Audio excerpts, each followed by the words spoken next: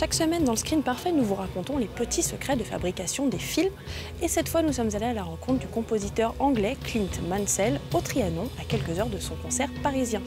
Il nous raconte comment on met le cinéma en musique, en particulier celui de Darren Aronofsky, son fidèle collaborateur, le réalisateur de Requiem for a Dream et Noé. I compose music for films, but I feel that I do it in a slightly different way. It's like a mad scientist in the tower on his own, sort of putting things together, you know. Dans les années 90, ce qu'aime Clint Mansell, c'est le rock pur. Il s'adoucit en rencontrant celui qui deviendra son inséparable binôme, Darren Aronofsky. Les deux hommes se lancent dans le cinéma en 98 avec Pi, premier film pour Aronofsky et première BO pour Mansell. Ils enchaînent avec Requiem for a Dream, dont la bande-son mélancolique et lumineuse est devenue un hymne pop. Ses racines rock et métal, le musicien les apaise avec des orchestrations classiques aériennes et les rythmes comme des titres hip-hop. Il conjugue alors toutes les époques comme les personnages de The Fountain, film majeur d'Aronofsky dont la musique lui rapportera plusieurs distinctions. S'il collabore parfois avec d'autres réalisateurs et fait quelques détours par la télévision, Clint Mansell reste fidèle à son cinéaste fétiche dont il habille chacun des films, jusqu'au dernier en date, l'épique Noé. Mais comment travaille-t-on à deux ? When we did The Fountain, I was writing in a room opposite where Darren was editing the film, and we would basically we'd work all week. He'd pass different scenes back to me that he was working on, and I'd be using the music around it and stuff like that. And then on a Friday, we would watch the week's work, what we had done, you know, and we'd talk about it, and it would go back and forth, and you know, they could go like, okay, well, if we extend this shot here, we can get a bit more out of the music there, or if you tailor the music to this bit, you know, so it was very, it grew very organically.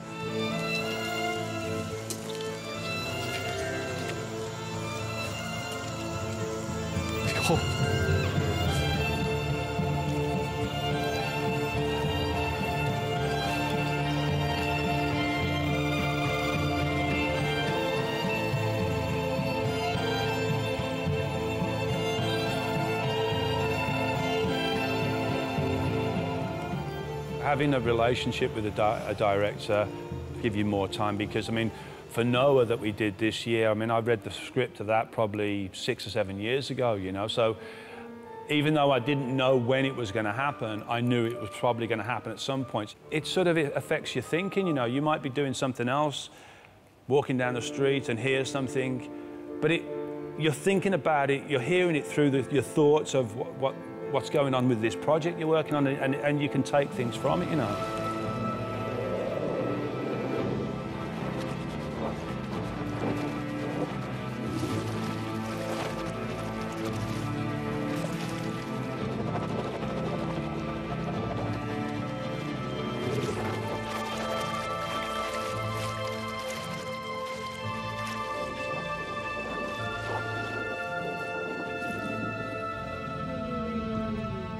Noah was a bit more difficult because even though I knew the project for some time, that because of the scale of the film, the budget of the film, the studio interference, for want of a better phrase, that took Darren away from me a lot. Usually we would, he never puts any other music into his films except for stuff that I've written for it, so he never uses a temp score or anything like that. So he just keeps using the things I'm writing and putting them in, and then he lives with them whilst he's editing, and he'll have thoughts then, and going, okay, I like this, I don't like that, or maybe if we move this piece to here and stuff.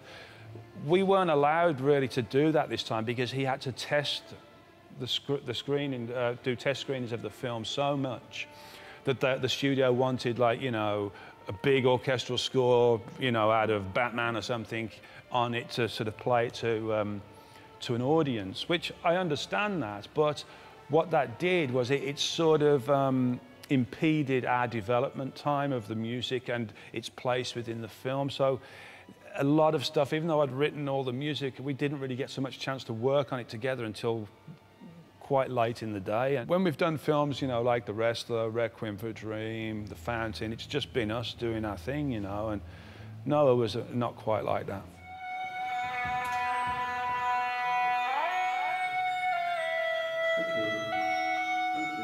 I do think that the music in film it's as important as the casting of the lead actor, you know, because it's like you know, it's one of the five senses, you're hearing, you know, and you're going to be responding to that, and it's got to be in sync with every other choice that the director has made. So the music is a character in the film, I think.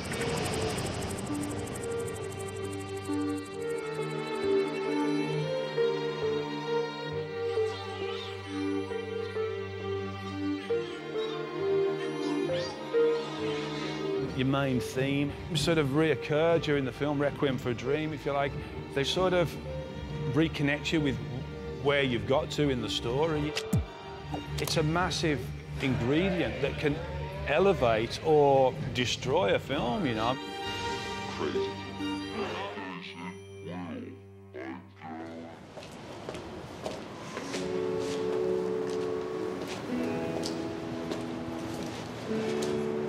In The Wrestler, you've got an actor that's as good as Mickey Rourke. Hey, here we go. What is that? What's my bow to you? You can't do too much musically with him because he's there, he's doing the work for you. So if it becomes an emotional scene, you've almost got to really step back and then take, because if you were to sort of, okay, let's write a piece of music that's going to make everybody cry, you'd completely overdo it, you know, you'd swamp his performance and everybody would go like, oh, it's a bit syrupy, you know. So it's finding that balance between what the actor is doing and how much you can or can't do to get to the place where you're feeling what you need to feel from it, you know. So it's a delicate balance.